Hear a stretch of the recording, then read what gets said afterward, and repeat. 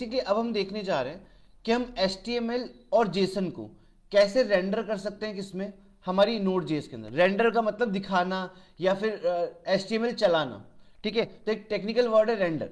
Render basically कैसे किया जाएगा एक HTML या जेसन को, वो देखते हैं। सो हम क्या कर सकते हैं, हम पहले तो यहां से एक बार ये पैरामीटर हटा देते हैं सब कुछ। अब अगर आप लोग काम कर रहे हैं तो आई विल प्रेफर कि आप नोड यूज करके करें, एक्सप्रेस और नोड यूज करके करें, ठीक है। सो मैं यहां पे जाता हूं और एक बार के लिए ये पैरामीटर भी यहां से हटा देता हूं। नाउ मेरे को एक HTML चलानी है यहाँ पे, तो मैं गया और सेंड के अंदर मैंने यहाँ पे h1 टैग लगाया और इस h1 टैग को मैं यहाँ पे क्लोज कर देता हूँ। गया, रिफ्रेश किया, जाके चेक किया।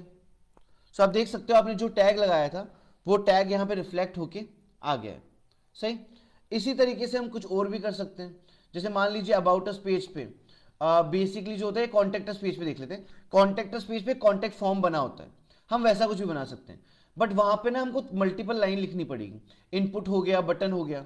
अगर ऐसा कुछ काम मेरे को यहाँ पे करना है ना, मैं जैसे ये हटा देता हूँ यहाँ से, hello this is from contact page हटाते हैं और यहाँ पे जाते हैं और एक h1 टैग लगाते हैं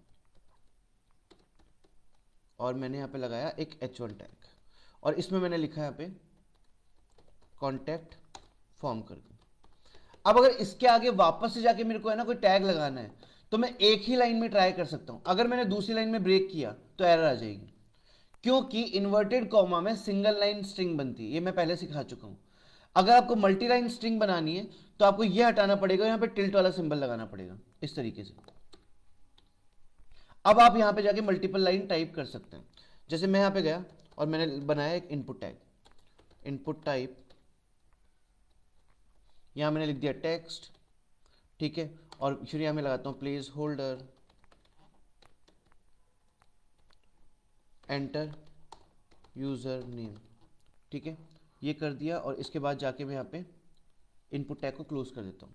अब एक बार हम कॉन्टैक्ट पेज चेक कर लेंगे, ये सब कुछ यहाँ से हटा देंगे एक बार के लिए और यहाँ लिख देंगे कॉन्टैक्ट। कॉन्टैक्ट फॉर्म तो मेरा आया है, बस मेरा input type text place holder नहीं आया है क्योंकि एक छोटी सी गड़बड़ हो गई है। ये हटाना पड़ेगा यहाँ से, ये यहाँ पे लगाना पड़ेगा, ठीक है। एंटर यूजर नेम करके आ गया। इसके बाद एक बटन बना लेते हैं, यहाँ पे आ गए, बटन करके बना लिया।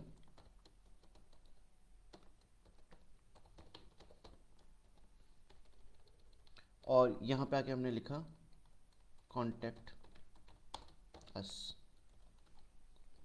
ठीक है। प्रॉपर्ली मैंने आपको HTML रेंडर करके दिखा दिया कि HTML किस तरीके से काम कर रही है। CSS भी इंटीग्रेट कर सकते हैं, जावास्क्रिप्ट भी इंटीग्रेट कर सकते हैं ऑलमोस्ट सभी लैंग्वेजेस इंटीग्रेट हो सकती है। ओके, अभी एक अगले टास्क पे चलते हैं इसी के अंदर। यहाँ तक फॉर्म तो हमने बना दिया है, ठीक है। फॉर्म बनाने के बाद बेसिकली हम क्या कर सकते हैं, कुछ लिंक वगैरह या कुछ और भी डाल सकते हैं। जैसे पहले एक काम करते हैं, पहले सर्विसेज में एक जेसन फाइल बना लेते हैं, ठीक है। तो यहाँ पे आएंगे और यहाँ पे आके सेंड के अंदर से ये पर्टिकुलर चीज यहाँ से हटा देंगे। जेसन मतलब जावास्क्रिप्ट ऑब्जेक्ट, बेसिकली वो रेंडर करने वाले। तो मैंने यहाँ पे एक ऑब्जेक्ट का सिंबल लगाया और यहाँ पे डाल के दे दिया मैंने सर्विस करके दे देते हैं यहाँ पे, और यहाँ डाल देते हैं हम लोग वेब डिज़ाइन करके, और यहाँ पे देते हैं उसके चार्जेस, और चार्जेस मैंने यहाँ पे दे दिया 1000, ठीक है। ऐसे कुछ करके डालते हैं और यहाँ पे एक बार के लिए कॉमा पुट ऑन कर देते हैं।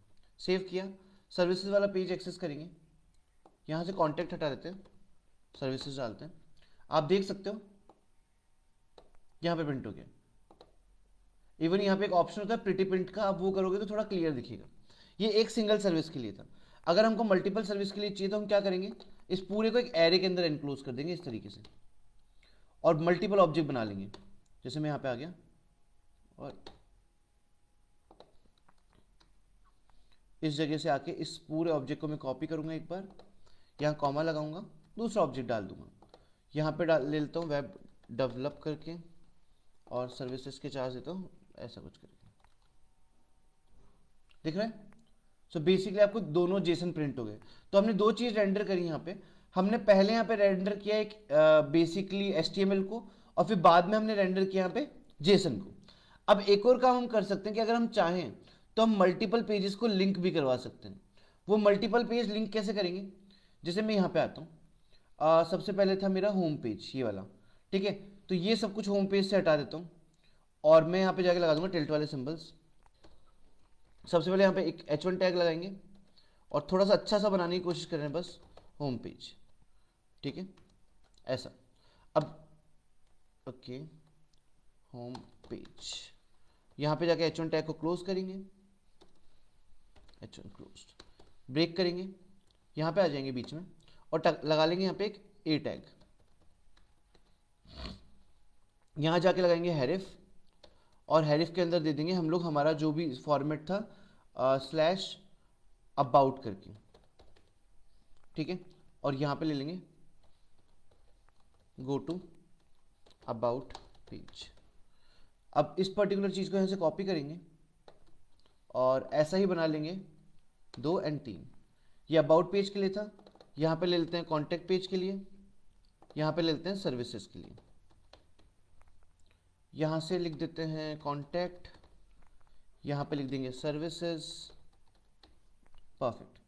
अब अगर ऐसे ही मुझे सब पे चाहिए ना, तो बेसिकली मैं क्या कर सकता हूँ, इस लिंक को कॉपी कर लेता हूँ और यहाँ पे चले जाते हैं बटन के नीचे आके, यहाँ बना लेते हैं और यहाँ लिख देते हैं गो टू होम पेज